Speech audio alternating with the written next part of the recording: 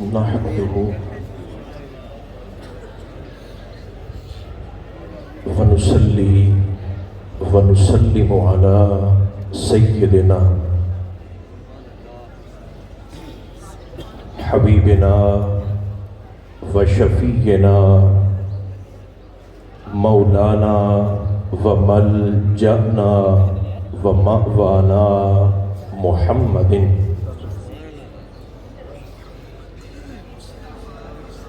رسول النبی الکریم الامین المکین الحنین الرؤوف الرحیم وعلى آلہ الطیبین الطاہرین وعلى صحبہ اجمعین اما بعد فاعوذ باللہ من الشیطان الرجیم بسم اللہ الرحمن الرحیم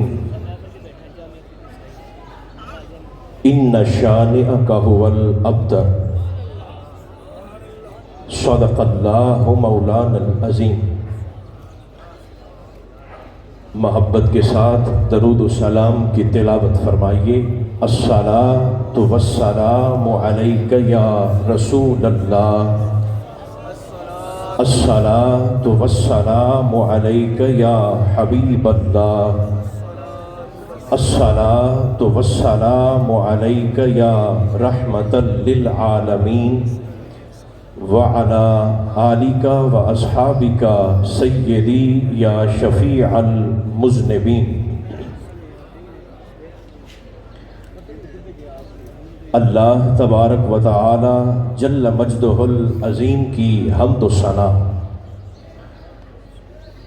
حضور نبی محترم رسول محتشم رحمت عالم صلی اللہ علیہ وآلہ وبارک وسلم کی ذات بے کس پناہ پر ہدیہ صلاۃ و سلام عرض کرنے کے بعد میرے قابل عزت احباب، اللہ کریم کا شکر ہے جس نے ہماری گردنوں میں نسبت مصطفیٰ کا کلادہ عطا فرمایا۔ رب ذوالجلال اس حاضری کو ہماری خطاؤں کے کفارے کے طور پر قبول فرما کر دنیا اور آخرت کی ہر خیر ہمارا مقدر فرمائے۔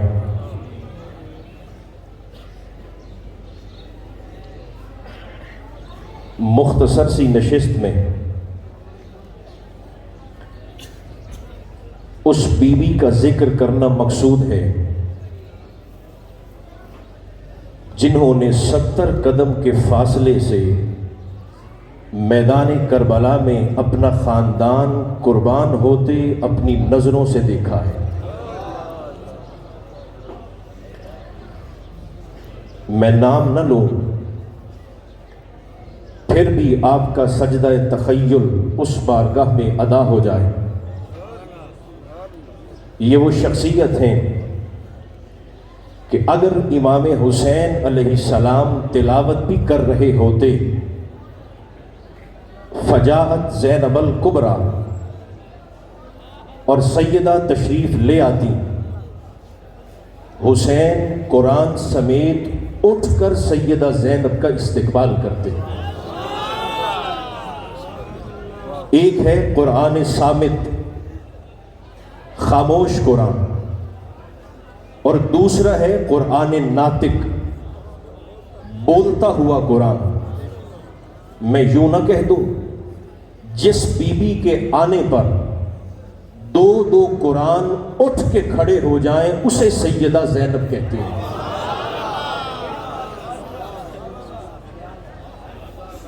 یہ اللہ کی حکمت ہے۔ وہ ایسا حکمت والا کہ جس نے بغیر آواز کے فرشتوں کو بتا دیا تھا کہ میں زمین پر خلیفہ بنانے والا ہوں۔ اہل بیت اطہار کے کچھ فضائل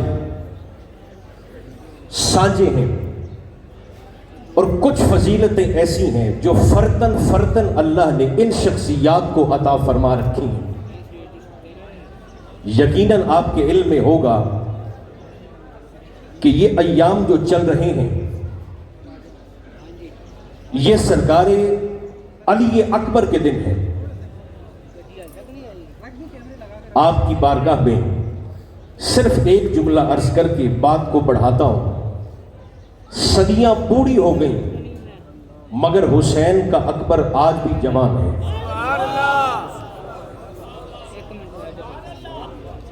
یہ اس کے وعدے کا اثر ہے, یہ وعدہ خدا کی تاثیر ہے.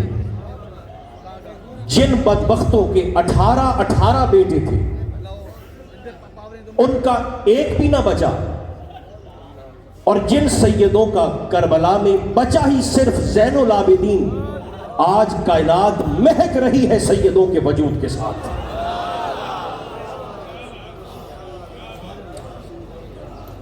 ان شانئک هو الابتر.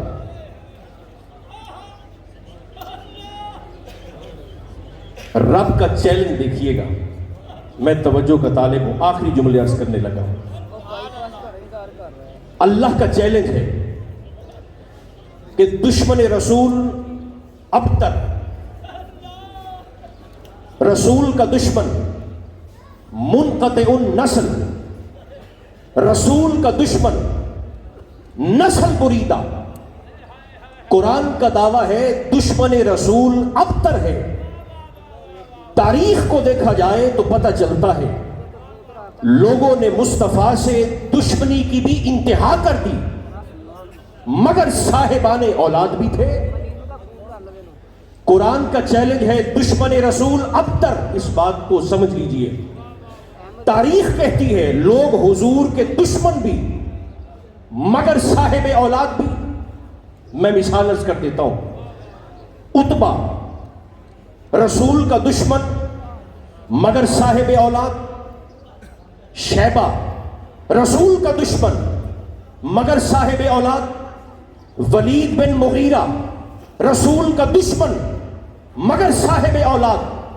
عاص بن وائل رسول کا دشمن مگر صاحب اولاد. مسیلمہ کذاب رسول کا دشمن مگر صاحب اولاد. مرزا غلام احمد قادیانی مصطفیٰ کا دشمن مگر صاحب اولاد. مرزا ناصر بیگ رسول کا دشمن مگر صاحب اولاد. تسلیمہ نسرین رسول کی دشمنہ مگر صاحب اولاد. سلمان رشدی نبی کا دشمن مگر صاحب اولاد. اگر میں آپ کی خدمت میں یہ بات پہنچانے پر کامیاب ہو گیا تو قبلہ قرآن کا چیلنج اس 21ویں صدی میں لوگوں کے ذہنوں میں چیلنج ہو جاتا اگر محمد کی اولاد کا در نہ ہوتا. دعوی قرآن یہ ہے, مجھے نہیں پتا آپ کی نگاہوں کا مرکز کس طرف ہے. قرآن کا چیلنج ہے دشمن رسول ابتر. میں نے 15 بندوں کی لسٹ آپ کے سامنے رکھ دی, سارے دشمنان رسول اور سارے صاحبان اولاد. یقین جانیے قیامت تک مفسر حاتم لیل بن جاتے, فلسفی ٹکرے مار مار کے مر جاتے, کسی کو جواب نہ ملتا. یہ جواب دیا ہے تو خاندان مصطفیٰ کے 10ویں چراغ حضرت علی النقی نے دیا ہے. جو چپ بیٹھے ہیں ان کی خدمت میں بڑے ادب سے گزارش کروں گا, یہ جن شخصیات کا میں نام لے رہا ہوں انہیں ماننے کا حکم ہے, سوچنے کا تو سوال ہی پیدا نہیں ہوتا. ساتھ ہیں تو ذرا کھولیے, محبت سے بولیے سبحان اللہ. پہلے سوال کو سمجھے پھر جواب کا لطف آئے گا. قرآن کا چیلنج ہے دشمن رسول ابتر. میں نے آپ کی خدمت میں عرض کر دیا اتنے لوگ سرکار کے دشمن بھی مگر صاحبان اولاد بھی. سرکار علی نقی بازار میں تشریف فرما ہے اور ایک شخص ہاتھ میں بیٹا اٹھا کر, اپنا بچہ اٹھا کر محبوب کی بارگاہ میں جسارت کرتا ہے, اہانت کرتا ہے. توہین کا مرتکب ہوتا ہے. لوگ بھاگے اور جناب علی نقی کی بارگاہ میں کہنے لگے حضور قرآن تو کہتا ہے کہ دشمن رسول ابتر ہے. حضور اس نے سرکار کی بارگاہ میں اہانت بھی کی, جسارت بھی کی, اور اپنا بچہ بھی ہاتھوں میں اٹھا کے کھڑا ہے. جو لوگوں کی نیت نہ جانے وہ ایمان ہی کیا, جو لوگوں کا ارادہ نہ بھانپے وہ خون مصطفیٰ ہی کیا. لوگوں نے کہا حضور یہ دشمن رسول بھی اور صاحب اولاد بھی. سرکار اس کا جواب ارشاد فرمائیے. آخری جملہ کہہ کر اجازت لینے لگا ہوں. سرکار علی نقی ارشاد فرمانے لگے چپ کر, صداقت قرآن پہ شک نہ کر. سورج مغرب سے طلوع ہو سکتا ہے مگر قرآن کی صداقت پر حرف نہیں آ سکتا.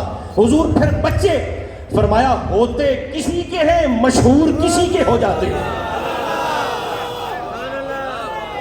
اس سے بڑی دشمن رسول کی سزا کیا ہو سکتی ہے, اور اس سے بڑی مصطفیٰ کے دشمن کی ابتری کیا ہو سکتی ہے. جس کی نسل میں خلل واقع ہو جائے, جس کے خون میں ملاوٹ ہو جائے. ایک جملہ کہنے لگا ہوں, صاحبان فہم تشریف فرما ہے, مجھے بات کرنے میں آسانی ہو جائے گی. اسلام محمدی الوجود اور حسینی البقا ہے. اب خدا جانے آپ کی خاموشی کو میں ہاں سمجھوں یا نہ سمجھوں.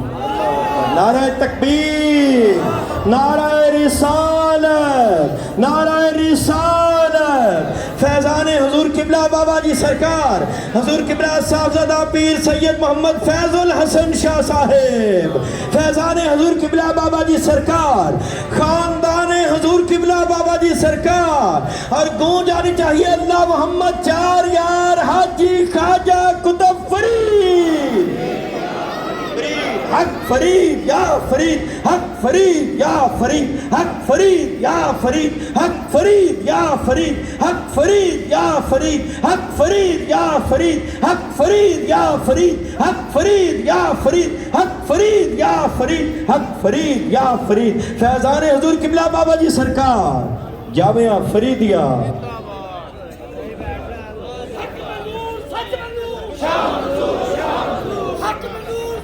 سیدہ کو سلام کر کے میں منبر سے اجازت لینے لگا ہوں. اسلام محمدی الوجود اور حسینی البقا ہے, اور حسین محمدی الصدور اور زینبی البقا ہے. اسلام کو وجود مصطفیٰ نے بخشا اور اسلام کو بقا حسین ابن علی نے بخشی, جبکہ حسین کو وجود مصطفیٰ نے بخشا اور حسین کو بقا زینب کبریٰ نے بخشی. آپ آج بھی سیدہ کے مزار پر حاضر ہو تو آپ کے مزار پر جلی حروف سے دمشق میں, شام میں آپ کا ایک لقب لکھا ہے, بس وہی محبت سے قبول فرما لیں. جیسے ہی داخل ہو تو جلی حروف سے لکھا ہے السلام علیکہ یا حیات الحسین. میں اپنی زبان میں اپنی بولی میں ترجمہ کرنے لگا ہوں. اس کا لکھا ہے السلام علیکہ یا حیات الحسین, او حسین دی جندڑی ساڈا سلام قبول فرماؤ. اے جان حسین ہمارا سلام قبول فرمائیے. جان حسین کا معنی کیا ہوا؟ اپنی طرف سے تو یزیدیوں نے شہید کر دیا, سر کہیں اور دھڑ کہیں, مگر سیدہ سر حسین کے ساتھ حیات اور زندگی بن کے کربلا سے شام تک ایسے چلی کہ راستے میں جہاں بھی کوئی بڑا شہر ہوتا, راستے میں جہاں بھی ہجوم مخلوق جمع ہوتا, وہاں سیدہ سر حسین سے مخاطب ہو کر فرماتی میں وقت کی ولیہ بن کر اور نائب علی بن کے تجھے حکم دیتی ہوں قرآن کی تلاوت کا. سیدہ حکم دیتی تو قرآن پڑھنے لگتا. میں پھر یوں نہ کہہ دوں جو حسین پر حکم چلائے اسے سیدہ زینب کہتے ہیں, جس کا حکم حسین پر بھی چلتا. آج بھی بیٹیوں کی بہنوں کی شادیاں ہوتی ہیں, آج بھی والدین نکاح کے وقت شرائط لکھواتے ہیں. 2 شرطیں نکاح سیدہ زینب کے وقت مولا علی شیر خدا نے بھی لکھوائیں. اگر آپ بولیں تو میں دونوں عرض کر دیتا ہوں آپ کی خدمت میں. پہلی شرط فرمایا عبداللہ میرے بیٹے زینب کا نکاح میں آپ کے ساتھ کرنے تو لگا ہوں مگر میری پہلی شرط یہ ہے کہ زینب حسین سے محبت نہیں کرتی عشق کرتی ہے. جس دن سے زینب کی ڈولی میرے گھر سے نکلے ہر روز دن اور رات میں ایک بار میری زینب کو لا کر حسین سے ملوا ضرور جانا. اور دوسری شرط اگر زندگی میں کبھی حسین سفر کا ارادہ کرے اور ساتھ میری زینب بھی تیاری کر لے تو فرمایا میری زینب کو حسین کے ساتھ سفر پر جانے سے منع نہ کرنا. ان 2 شرائط پر سرکار مولا علی شیر خدا نے اپنی شہزادی کا نکاح سرکار عبداللہ کے ساتھ کیا. یہ آج ہمارے بھرم، ہمارے وقار، ہماری عزتیں، یقین جانیے یہ کربلا والوں کا احسان ہے. وہ شخص کم ظرف ہے جو محسن کے احسان کو بھول جائے. جاتے جاتے ایک شعر مجھے بھی یاد آ گیا، موڈ ہے تو میں عرض کر دیتا ہوں آپ کی خدمت میں. بس آخری حقیقت سامنے آئے کہانی لوٹ آتی ہے. جو قریب بیٹھے ہیں یہ قربت کا حق ادا کرتے ہوئے بولتے رہیں ساتھ ساتھ. حقیقت سامنے آئے کہانی لوٹ آتی ہے. اگر جذبے حسینی ہو روانی لوٹ آتی ہے. بتایا ہے زمانے کو حبیب ابن مظاہر نے علی کا نام لیتے ہی جوانی لوٹ آتی ہے.